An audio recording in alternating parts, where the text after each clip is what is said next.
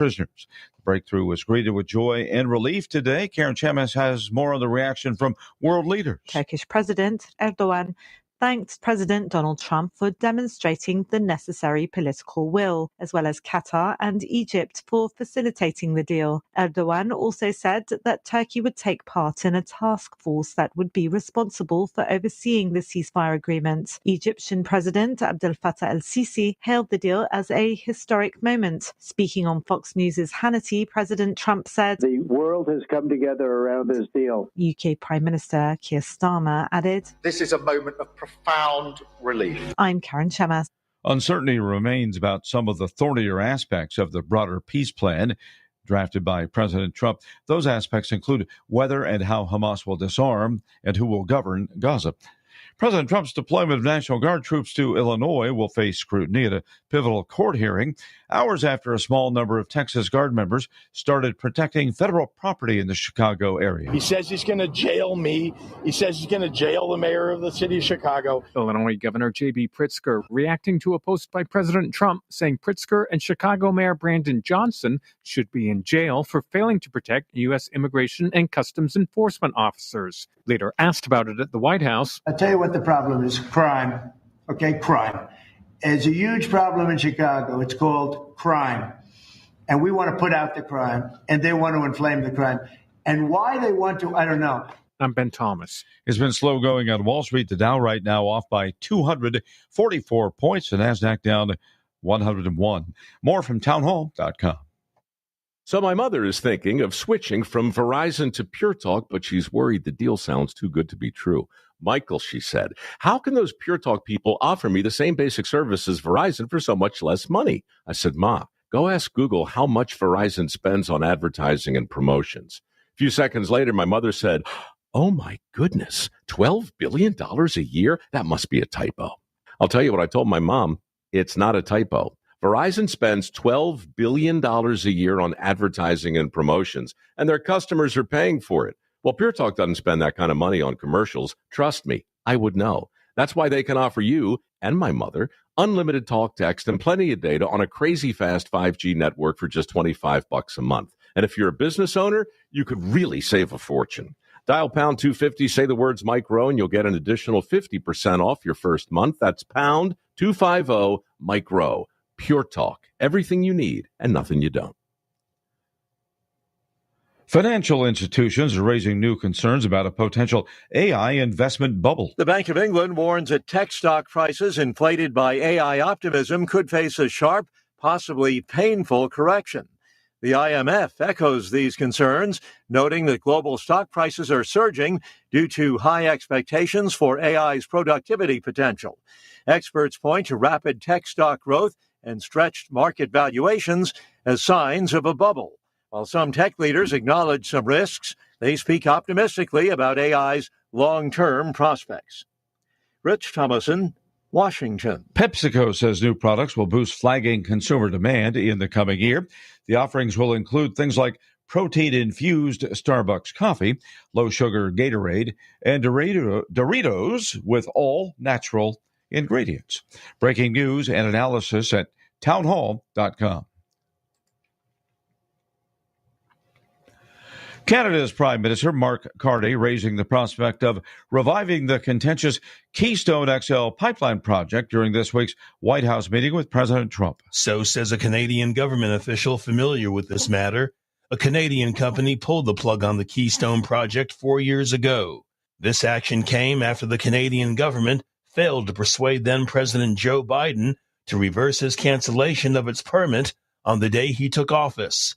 The Keystone XL pipeline was to transport crude from the oil sand fields of Western Canada to Steel City, Nebraska. That is Andrew Stewart reporting. The administration has imposed sanctions on a group of 50 people, companies, and ships, largely out of the United Arab Emirates, Hong Kong, and China. The U.S. alleges they were facilitating the shipment of Iranian oil and sales of liquefied petroleum gas. You'll find more on these stories at townhall.com. The following is an America Matters media production. The views expressed do not necessarily represent those of the station or its advertisers, although we think they should. But that's the opinion of America Matters Media.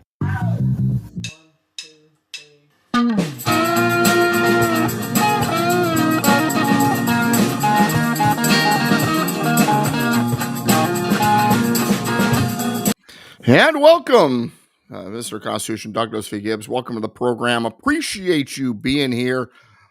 As always, a lot to talk about. Good morning to my producer who tried to say good morning to me in other ways. I didn't acknowledge that I'm doing 14 things at once. That's the tough thing about being Mr. Constitution is you are constantly working. You are constantly doing what you need to do to get the next program going, the last program fixed, whatever. I'm on 6 days a week, just with radio and podcasting and all of that. And I'm glad I'm here at ZakiRadio.com. So first of all, quick shout out. We are on KPGF. Now, not all of you are listening there. For those of you that are, thank you for being there. Let the station know you love this program. Let's also put a shout out to the affiliate stations through America Matters Media. Go to ZakiRadio.com, ZakiRadio.com. And let's also remember that ZakiRadio.com, you've heard that name, right? Zaki, it's familiar, partly, probably, maybe because he's running for governor in California. Just go to LeoZaki.com, LeoZacky.com, LeoZaki.com. Learn more about it, especially if you're listening in California. And I know I have a lot of California listeners. That used to be my home base when I was down in Southern California. I now live on the Oregon coast. I was just in Reno. In fact, a few weeks ago, I was tempted to just run by to the studios of KPGF just to check it out. We got all these ads that I hear, the Port of Subs, and then there's the other one, the Charbroiler or whatever it is, Charbecue, that's it. I was just tempted to stop and eat those places just because if you're living local in Reno, definitely thank those companies with your business for being advertisers. And of course, if you want to help out Mr. Constitution, just become a member of my movement. You can go to DouglasVGibbs.com, hit the join link in the link bar, or go to Navigation to Liberty. That's navigation, the number 2, liberty.com. And just hit the join link there. $9 a month helps fund what we do. We have advertisers. I have wonderful people like Leo Zaki helping make sure that the word gets out about the Constitution, but it doesn't pay for everything. And so you, the listeners, need to be a part of the movement. So $9 a month, that's less than one of those horrendous coffees at one of those places with a mermaid. You know what I'm talking about. Too much caffeine, too much sugar, but you like them. A lot of people like them for some reason. You got the line going out the door. Never been the thing for me. But anyway, so let's talk about what we need to talk about today. There's a lot going on. And so the top 2 stories right now in the news, what we're hearing on the news, matter of fact, you heard it right before my show started. If you were already tuned into this program, you're already tuned into the station because you're anticipating me coming on, right? That's why you were already tuned in. And so the National Guard is being deployed to places like Portland and like Chicago and so on and so forth. And what we're seeing, this is amazing stuff, by the way. What we're seeing is the left, the Democrats, the anti-constitutionalists, the anti-liberty people, the anti-law and order, the anti-orderly society people freaking out, screaming. Why? Because it's all about their narrative, their ideology, and their hatred of President Donald J. Trump. So they're suing. They're doing what they can to stop the help from coming in. Now, understand, this is not just as being reported by the lamestream media, Trump going against anybody who dissents against him or disagrees with him, or the blue cities. The primary purpose here is to assist ICE, immigration officials, so on and so forth, to execute federal law. Article 1, Section 8 says, in the Constitution, says that the federal government may use the militia, which the National Guard is defined as being a part of the militia, to execute the laws of the United States. But here's the other part, and I was listening to this when it came to the governor of Oregon freaking out. And the lawsuit that saying, no, you can't deploy National Guard's troopsmen, President Trump, to protect federal facilities. It's federal. There are federal buildings. ICE properties, federal properties, they belong to the federal government. The federal government has their little islands of federal land where these buildings are. Federal buildings are federal property. So the courts and the left are telling the President of the United States, who is the executive over the federal government, that he cannot send in personnel to protect federal property. That's like saying, well, Doug, I know you have your house there, but you can't have a security guy at your house to protect your property. You just can't do that because we don't like it. It's my property. It's my house. It's my family. I'm going to do what I need to do to protect my family. I'm going to arm myself. I'm going to have people that help out, whatever. That's what President Trump is doing. It is protecting federal property. And they're saying, nope, can't do that. Can't do that because, it angers people.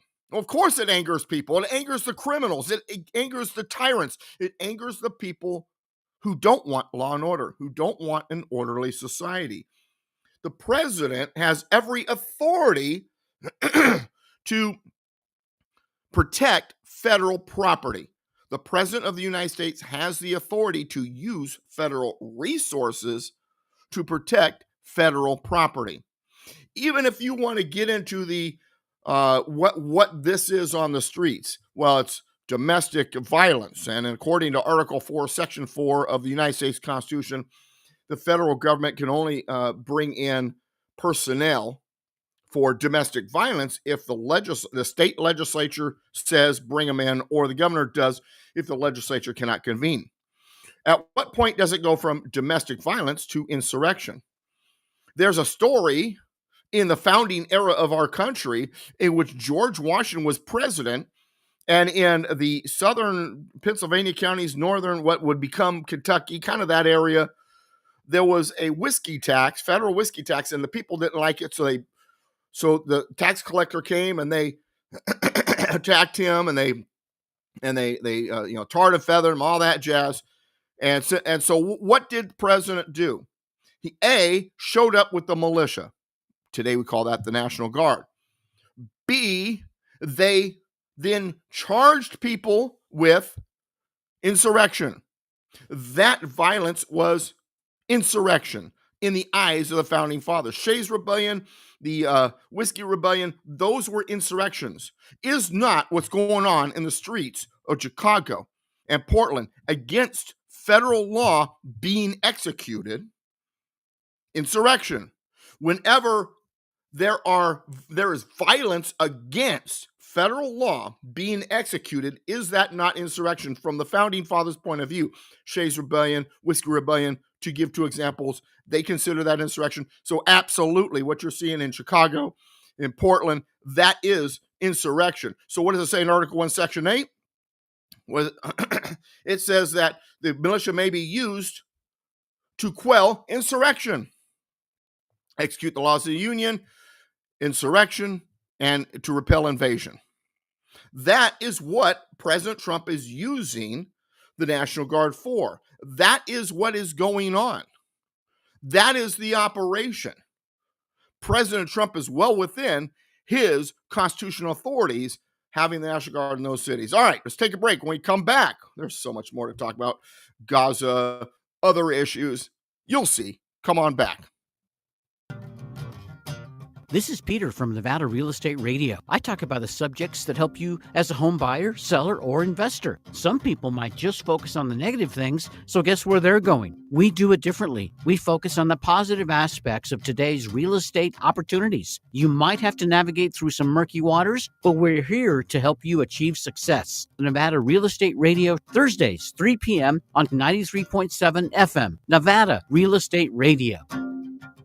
Barbecue, the Butcher's Kitchen, would like to thank every customer for your loyalty and continued support through these challenging times. Call for takeout and delivery of rib tips, brisket, ahi, tuna, roasted veggies, and much more. Barbecue's open from 11 to 7, Monday through Saturday, and delivers hot food safe and healthy. Call 499-5855 for details. 499-5855 Barbecue, as featured on diners, drive-ins, and dives. Get real. Get into Barbecue Reno. Can you define the 4 different parts of Medicare? Do you have Medicare prescription drug gap coverage? At Nevada Senior Advisors, we will walk through the different parts of Medicare, including Medicare Advantage, Medicare Supplement, Part D prescription drug plans to help you determine which option is right for you. Visit nvsenioradvisors.com, call 775-674-2223 to set up an appointment. Nevada Senior Advisors is not affiliated with or endorsed by the federal Medicare program or any other government agency. Calling this number will direct you to a licensed sales agent.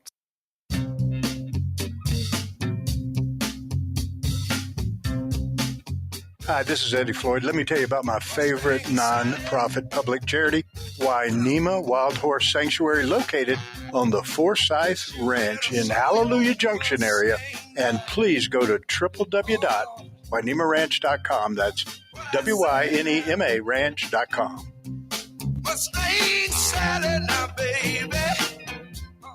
To join the conversation, call 844-790-TALK. That's 844-790-8255. Now back to the show.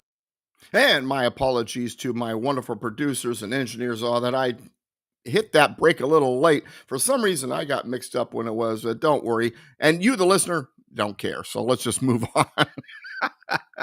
Welcome back to the program. I am Mr. Constitution, Douglas V. Gibbs, douglasvgibbs.com. For those of you who visit the site, you go, man, Doug, this site, I don't know. Yeah, we've been having some issues. Attacks, changes, haven't been able to write new articles lately. We're working on it. We'll get it fixed at douglasvgibbs.com. In the meantime, you can go to navigation2liberty.com, navigation, the number 2liberty.com, and that will give you all the pertinent information about me, where my shows are, where my videos are, so on and so forth. And I do write articles also at other locations, one of them being Canada Free Press. CanadaFreePress.com. Just look up authors, find my name, or read the other stuff there. It's a good site. That's why I write there. I've been writing for Canada Free Press since 2009. And once again, I'd like to thank all of the stations that carry this show, ZakiRadio.com, and of course, Leo Zaki, who's running for governor. I tell you what, I've looked at the candidates, and I'm actually friends with one of the candidates, Chad Bianco. I've known him since he was a lieutenant, long before he was sheriff of Riverside County.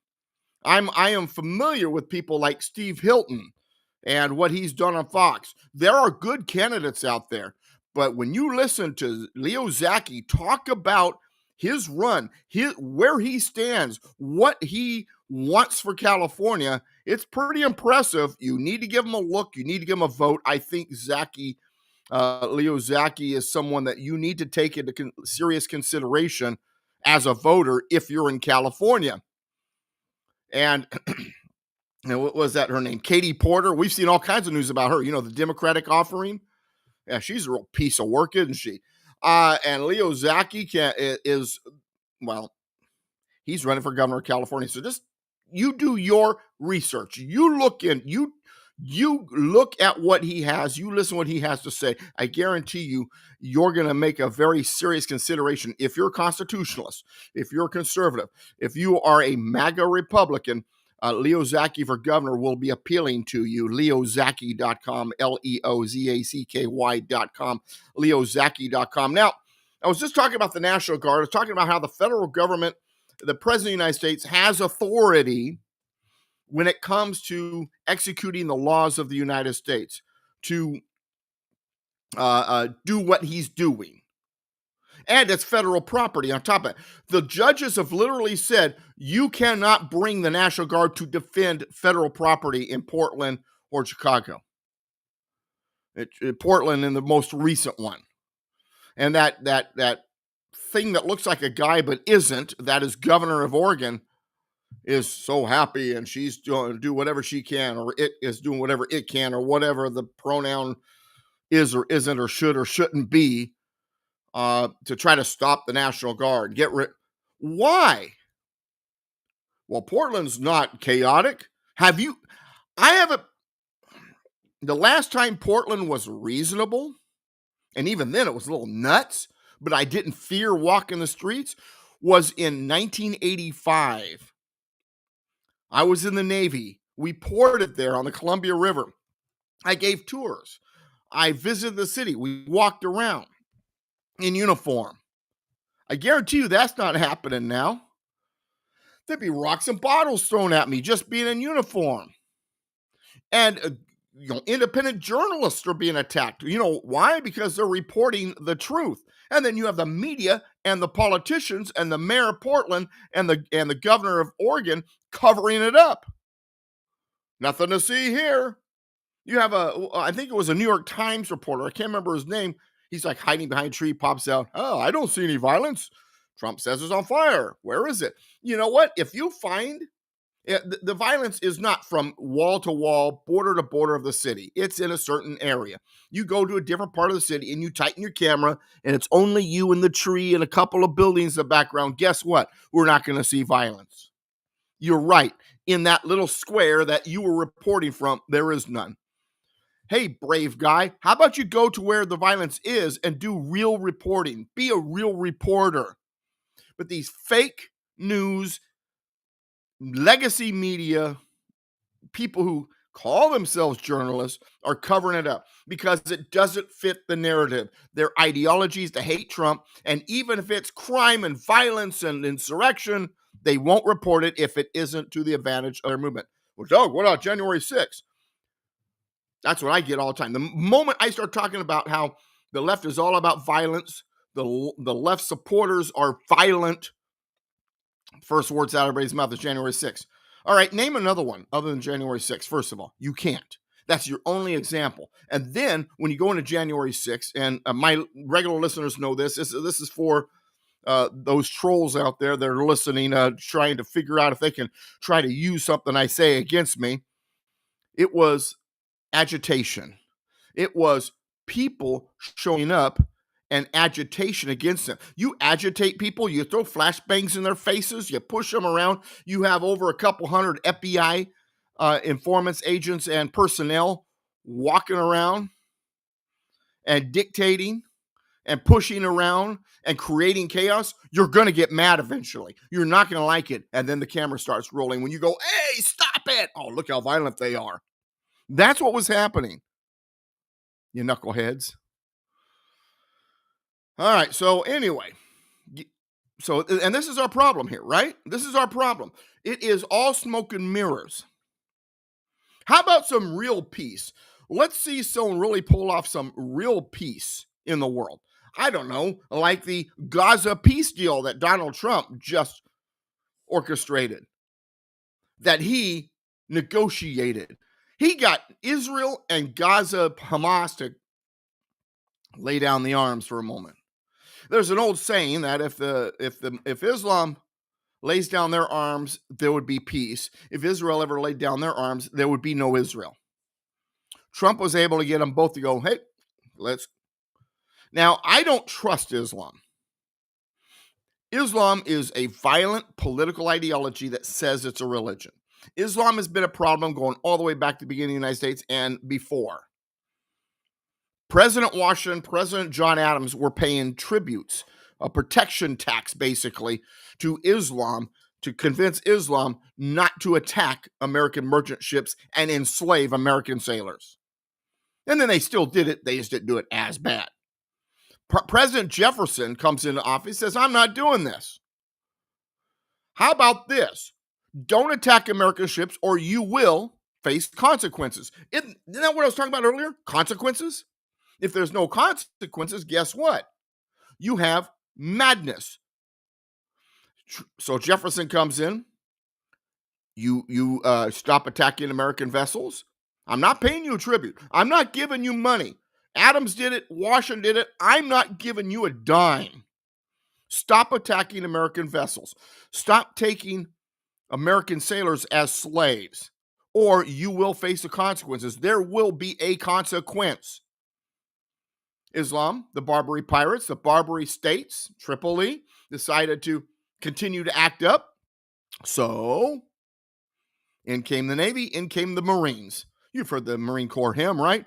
From the halls of Montezuma to the shores of Tripoli. That's the song. That's what it's about. They're called leathernecks. Why? Why are Marines called leathernecks? Because they used to wear leather collars to protect themselves from being beheaded by Muslim Barbary pirates. Jefferson said there will be consequences. We're not going to pay you a tribute. We're not going to put up with your garbage. We are not going to compromise with you. We're not going to try to make peace deals with you because you can't be trusted. You lie. So we will shut you down. And he did. Then new president comes in, James Madison. They say, okay, new president, now we're going to start doing it again. It isn't Jefferson anymore. And then James Madison sent the troops. Shorter war. Barbary War, should I say, number 2. Shorter, took care of it. Islam left us alone for a very long time. They respond to strength. When there is strength, they respond. You know why the peace deal worked with Trump? Because Trump understands that. He understands that they respond to strength. See, it's about the will of Allah. If you're kicking butt and hitting everybody and it's working, that must be in Allah's will. But if you're being pushed back, if there's consequences, it must not be in Allah's will. So you will have a peace deal. You will go back into your little corners or caves. You will recoup. Then you will wait for the next opportunity when you think Allah wills it. This is not a permanent peace deal. Islam doesn't believe in permanency. They believe in domination of the world with Islam. They believe in destroying anybody that stands against them, especially Israel and America. But when there is strength, when you push back, you get in their face, you say, you do this or kaboom, you have real problems, they will work with you temporarily. And that's what Trump did with this peace deal. That's why it was reached, because he understands that. Let's take a break. When we come back, I still got so much more to talk about. Don't go anywhere. I'm Andrew Saul, Commissioner of Social Security. I'm here to warn you about telephone scammers pretending to be government employees. Some of these scammers may say threatening things like you will be arrested if you don't make payments or provide personal information. Do not fall for these tricks. These calls are not from us. Real Social Security employees will never threaten you for information or money. If you receive a call like this, hang up. Never give the caller your personal information, like your Social Security number or bank account, or send money in any form, cash, gift cards, wire transfers, or prepaid debit cards. Report the call to our law enforcement arm, the Office of the Inspector General at oig.ssa.gov. Share this information with your friends and family. At A Proper Fit Footwear in the Reno Town Mall, we've been accomplishing happy feet for over 30 years. We offer a various range of shoe styles and sizes for both men and women. From all-season shoes and orthotics to work boots and safety shoes, our professional and reliable staff possesses the knowledge to help you find the proper shoes to fit your needs. Hard to fit? Hard to find? A Proper Fit Footwear is here to give our customers happy feet. We make people aware of potential foot problems as we're sizing their feet, suggesting the right arch support, and guiding them to the proper shoes for their needs. Stop by A Proper Fit Footwear at 4001 South Virginia Street in the Reno Town Mall today, and allow the owner Mike Jones and our fabulous staff to find the perfect pair of shoes tailored to your specific needs. A Proper Fit Footwear in the Reno Town Mall, the home of happy feet, where comfort and your feet meet. Want to expand your advertising dollar? Sponsor this or any America Matters program by calling 775-827-8900, extension 2. Now back to the show. And welcome back. I am Douglas V. Gibbs, Mr. Constitution. This is, I don't even know what to call this. I've been calling a number of things. The Mr. Constitution Show, the Douglas V. Gibbs Show, the live on Thursday show, Thursday live show. I do know this. It's at ZackieRadio.com. So if you want to share this, you want to get it out there to other people, just go to ZackieRadio.com. You know, you've heard the name Zackie, right? The guy, Leo Zackie, running for governor of California, LeoZackie.com. That guy. That's where this show is. I'm on the radio quite a bit. KMET 1490 AM on Saturdays, 1 p.m. Pacific. Then we've got KPRZ and KCBQ, the answer San Diego, KPRZ being K-Praise, the Christian station in San Diego. And that's on Saturday nights at 8 p.m. live. You can also catch those shows on all of the podcast platforms. Just look up Mr. Constitution Hour by Douglas V. Gibbs. And then I've got also non-AM radio locations such as Patriots Soapbox Fridays at 2 and Saturdays at 5 Pacific. And then we've got on Tuesdays at 3:30 p.m. Pacific. Learn the Constitution on the Untold History channel with my good friend Ron Partain. War Hamsters on Wednesdays. We'll get to that. And you can go to that with MrConstitution.com. It's mr-constitution.com. And then, of course, War Hamster is here on Zaki Radio with me on Wednesdays at 11 a.m. And then I'm here on Thursdays by my lonesome, giving you the show I'm giving you today, presenting to you what you need to know. I am unapologetically constitutional. I am willing to talk about any current issue and understand that I am Constitution first. Yes, I'm a registered Republican. Yes, I consider myself a conservative. What are you trying to conserve, Doug? Constitutional principles. And then I understand what the original intent of the Constitution is. That's why I'm unapologetically constitutional. I will go through the current issues. I have no fears of talking about the current issues. I will talk about the ever-expanding reach of progressive policy, government, and I can answer any question you want. Just email me, constitutionspeaker@yahoo.com, constitutionspeaker@yahoo.com. Join my email list. Go to navigation2liberty.com, navigation, the number 2, liberty.com. Scroll down till you see near the bottom, join email, click that, fill it out. You will start getting my emails. I'll remind you when my shows are coming on. I'll let you know when I write an article. But let's talk about the difference between necessary government and unnecessary government. Liberty and tyranny. Limited government and absolute government. See, here's what's going on. The Founding Fathers, they fought this revolution so that we wouldn't have the monarchy anymore. But what we've done is we've traded what we created through the Constitution in for a bureaucratic leviathan that is much like that monarchy. Our federal government in many ways has become King George, the British system that treated us as the little lowly colonies that we were. The Founding Fathers believed only in laws that were necessary, not convenient, not emotionally satisfying, not politically expedient. Let the culture take care of things. Laissez-faire. Government gets involved as little as necessary. Only have laws on what is necessary. They believed in limited government power because they understood something we seem to have forgotten.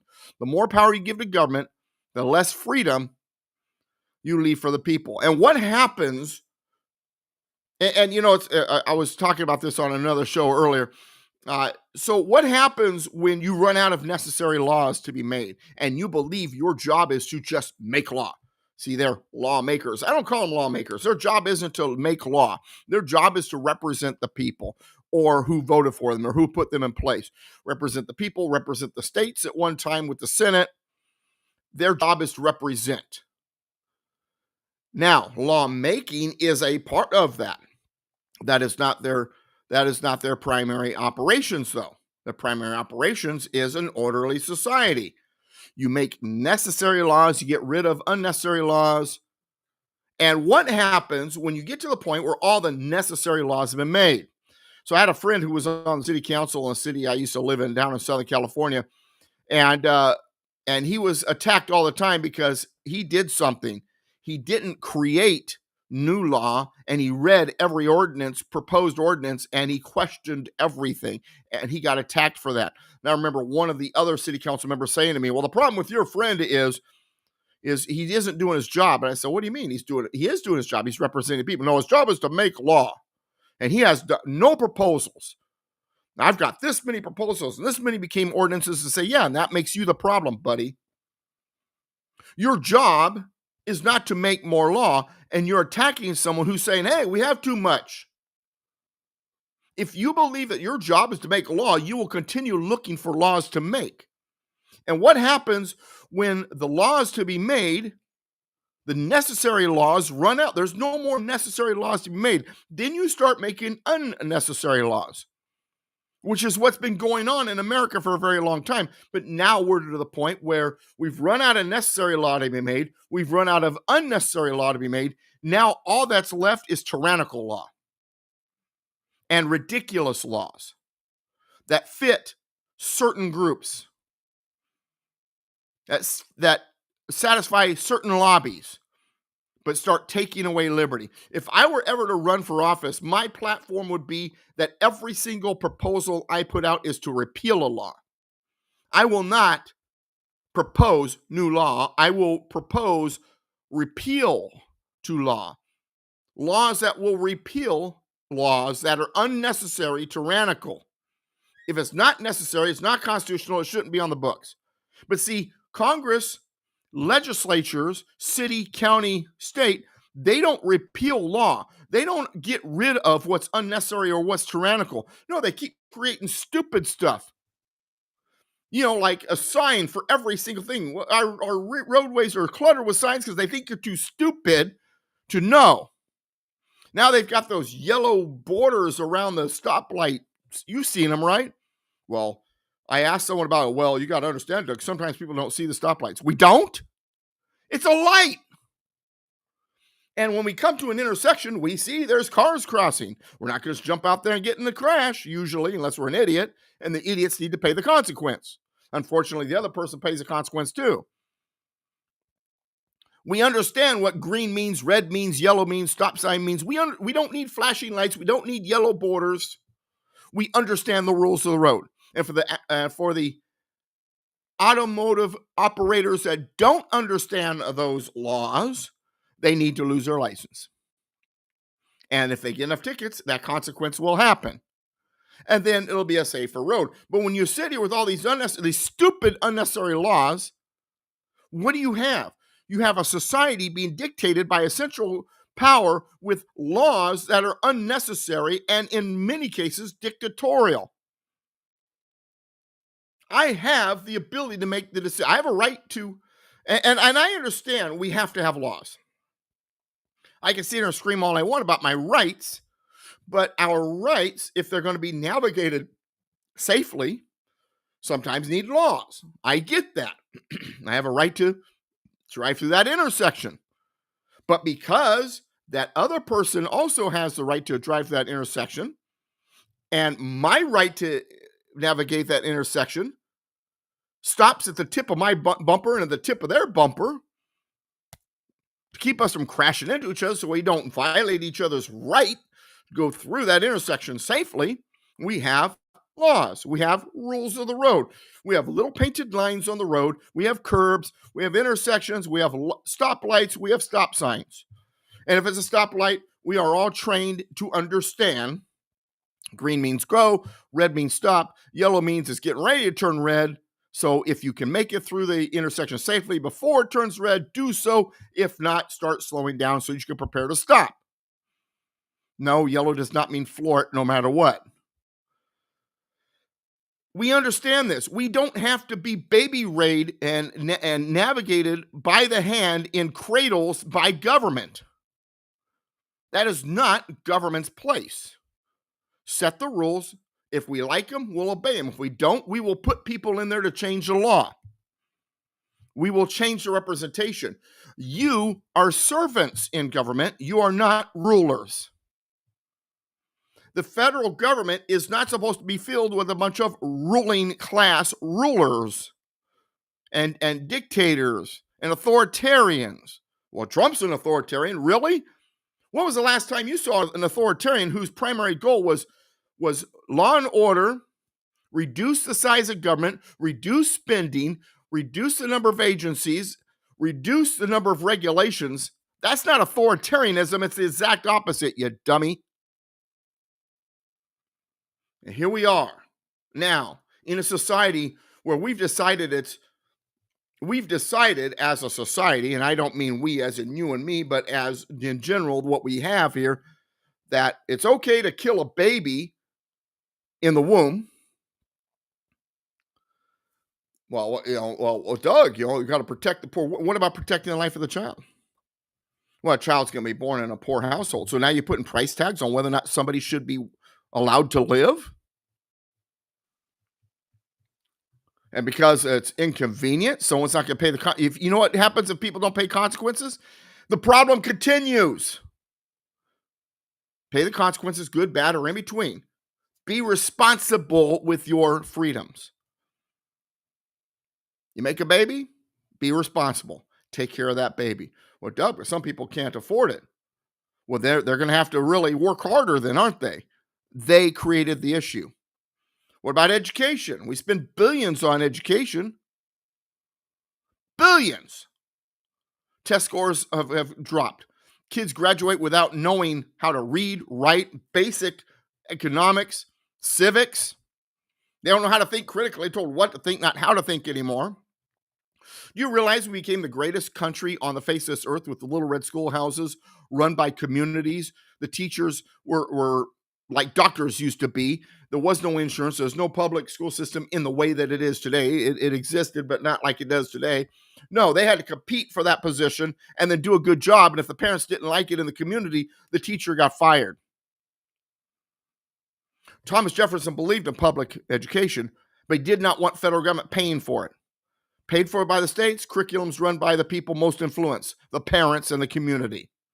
They make the decisions. Now, parents go to school board meetings, and if they disagree, well, they're bigots, they're racist, they're domestic terrorists investigated by the Biden administration. They're dangerous because they want to kill your child while in the womb, but if they survive, if they make it to birth somehow, government suddenly owns your child, and they can dictate and they can teach your child anything they want, regardless of what you say. And if you disagree, you're a terrorist. Let's go to a break. When we come back, there's so much more to talk about. I'll start with government spending. Don't go anywhere. Writers, check this out.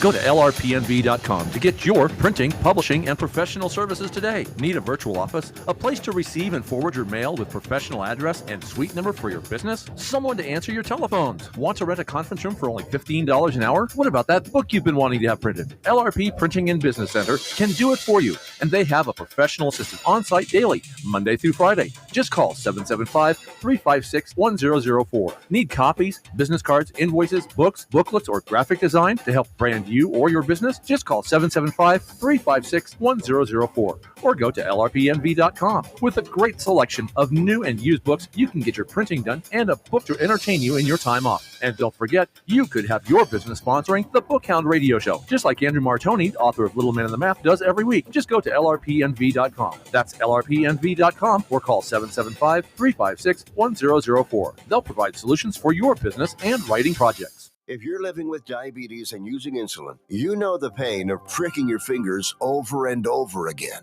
Ouch! Well, by wearing a small remote device called a continuous glucose monitor, or CGM, you can reduce the pain of pricking your fingers. If you administer insulin 3 or more times per day or use an insulin pump, call now and learn how a CGM can help you. Painless. No more pricking my finger. No finger pricks. Convenience. They delivered it free and they took care of all the paperwork. You can reduce pain right away. Plus, it's accurate, easy to use, and helps you spend more time in range. And if you have insurance, you can get a new CGM at little or no out-of-pocket cost. Call now and get free shipping of your new CGM. Plus, we'll bill your insurance for you. 800-432-8150. 800-432-8150. 800-432-8150. That's 800-432-8150. Unable to listen to the whole show? A recording of today's program will be available later today.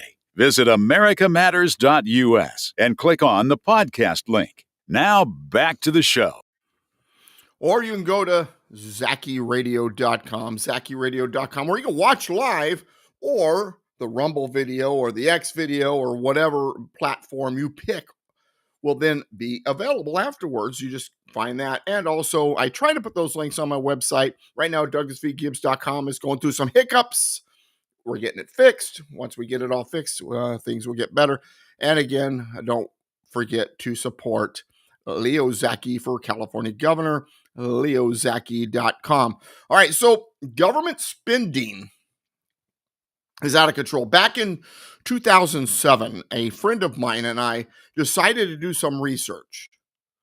This was an unofficial study. It wasn't supported by some big think tank organization or some university. It was me and another dude, all right? But we put a lot of effort into it. What we did was we took the entire federal budget, what we know anyway, that's being spent, and we separated the spending into two piles based on our understanding, because we're both constitutional originalists. Loki is what he went by. He's since passed away. He went by Loki online, Blog Talk Radio, so which is where he was. Tim Curlin, dear friend of mine. In many ways, he was my constitutional mentor. And we went through the entire federal budget, separating constitutional from unconstitutional. And the unconstitutional pile of spending was at 85%. 85% of federal spending in 2007. Understand, this is before Obama. This is the tail end of George W. Bush's term, second term. George W. Bush, ain't gonna do it. You remember Bush, right? 85% unconstitutional. We are $34 trillion in debt right now. And it's going up so fast, it might have gotten to 35 trillion while I wasn't looking. Last time I checked, 34 trillion in debt. Well, Trump is spending a lot more money. He's contributing to it. He's doing what he can to reduce it. Yes, spending has gone up in like military things like that. But then, remember DOGE, Department of Government Efficiency? Get rid of wasteful, unnecessary spending. Oh, there's that necessary, unnecessary thing again. Donald Trump is combating out of control federal spending. He is trying to put a dent in it. The last time the debt went down was in the 50s. The last time we were at zero, aside from when we first became a country before we began borrowing, it's happened once. January of 1835. We were out of debt for about a month. President Andrew Jackson sold federal property to do it. Trump's to talk about doing the same thing. A lot of this property in Nevada and all that, sell it. Allow some towns to form. Allow some investors to own some property. And then maybe start drawing minerals, oil, whatever, out of the ground. Or something like that. Whatever. That money could help with the debt. Reduce spending. 85% is unconstitutional, for God's sake. So then we start doing that. What's the left do? They start freaking out. Oh my gosh. He's going to kill that program and this program. We need to spend more. We need to print more money. We need to tax more. We need more programs to dictate to the people because they're too stupid to take care of themselves. And while we're at it, we are going to not require ID so we can stay in power because, our excuse is some people in some groups are too stupid to figure out how to get an ID, too stupid to find DMV, but we're not racist, but we think they're too stupid. Besides, people showing IDs, why, the illegal aliens won't be able to vote. There won't be any fraud. We won't be able to do the things that, we like to do to stay in power. 34 trillion in debt is Trump's fault, even though they're the ones who spend more. And then they want to tax more. We need more money. Do you realize, you knuckleheads, that increasing taxes doesn't increase revenue necessarily? Historically, reducing taxes does. Why? Because reducing taxes creates a situation in which the innovators, the business owners, and people have more money to reinvest, to put back into the system. And then the economy begins to roar. And when the economy begins to roar, what is the result of that?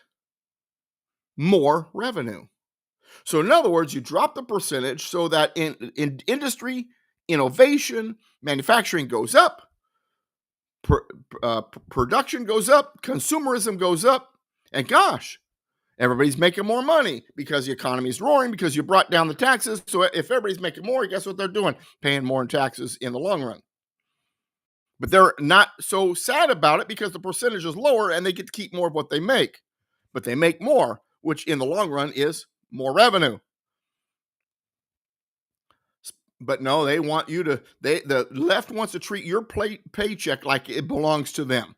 Hey, we're just letting you use the money. The government money belongs to the government. You're lucky we let you have money. And that's the Marxist idea. You tax everybody into poverty so that everybody is dependent on the government. Even the middle class is suspect. Even they are the bourgeoisie. And every dollar the government spends is a dollar taken from the people who earned it. And then when they do this, they say, well, we're redistributing the wealth. We're making sure the poor are taken care of. So we're going to take it from the rich, give it to the poor. Well, if you keep taking from the rich, what happens? There's a song, I can't remember. Take from the rich until the rich ain't rich no more. Way back in the 70s or something like that. I want to change the world, but I don't know how to do it. Tax the rich so the rich ain't rich no more. Real economic freedom is letting people make their decisions, letting people operate voluntarily in the free market system. Meanwhile, we want to get rid of communism, the redistribution of wealth. That's the reason why the tariffs are important. So, well, Doug, yeah, but Trump is doing the tariff thing unconstitutionally. No, he's not. His job as president of the United States is execute the laws of the United States. And there's a law that says if we have a situation where it's basically an emergency, that's not the word he used, but basically that's what it means, that the president then can grab hold of tariffs and take care of it. Because, see, along the way, Congress realized that tariffs is a part of foreign relations. And the figurehead of foreign relations is President of the United States. And sometimes waiting for a committee to decide something when it comes to tariffs is not the wise way to go. It's more hindersome than good. Sometimes you need the figurehead to grab the bull by the horns and take care of business without waiting for the committees and the vote and the debates. If months later, the emergency has passed. Suddenly now it doesn't matter. For God so loved the world, he didn't send a committee. Right? The president has the authority, according to law, to take care of these tariffs. He's not operating unconstitutionally. His job is to execute the laws. That is a law. He is executing it. And it's successful. It's good. He's attacking communism at the international level. Redistribution of wealth. Hit America with the high tariffs, make everybody else pay small tariffs to America. That way we can take that excess money, redistribute it. It's redistribution of wealth. It's communism. By doing what he's doing with the tariffs, he's combating international communism against the United States. How unreasonable is it that we're paying 25%, 35%, sometimes 200% tariffs, and we're charging other countries like 2.5, if at all? Even if you didn't know the communist part and all that jazz, how unreasonable is that? It's reasonable to give America a fighting chance. Well, yeah, but we're so much richer. Yeah, because we have a free market. They want to be rich like us. They can follow Trump's lead. They can follow Liberty's lead. They can follow the Constitution's lead and have a free market system. It doesn't have as much to do with their resources or their people as much as it is the system. The Europeans have done well because of that system. Middle East, Africa doesn't. Why? Because they adopt Marxism, socialism, Islamism, all of the isms that stand against liberty and a free market. And so their systems fail. Botswana used to be one of the richest countries in South Africa. They were number 2, second only to South Africa. When they moved away from the British system, because remember, they used to be a British colony, when they moved away from the British system of a free market, laissez-faire economy, it all fell apart. South Africa, Yeah, I get it. Apartheid, da-da-da-da. Let's set that aside for a second. Just look at the economic system. While the economic system was based on the British system of a free market, laissez-faire, government staying out of things, South Africa became the most productive, economically sound country in Africa. But the new rulers decided they hate the white leadership so bad they don't even want their system, so they went to something more socialistic. Everything's falling apart. Venezuela was once the jewel of South America with their economic free market system, laissez-faire, much like ours. Then the socialist Hugo Chavez gets elected, socialism, communism, Maduro, and it got to the point at one point where they couldn't even buy toilet paper. Oh, how does such a thing happen, Doug? How did that? Well, first of all, it comes down to the people being involved, gun ownership, law and order, speech and dissent, and going against it.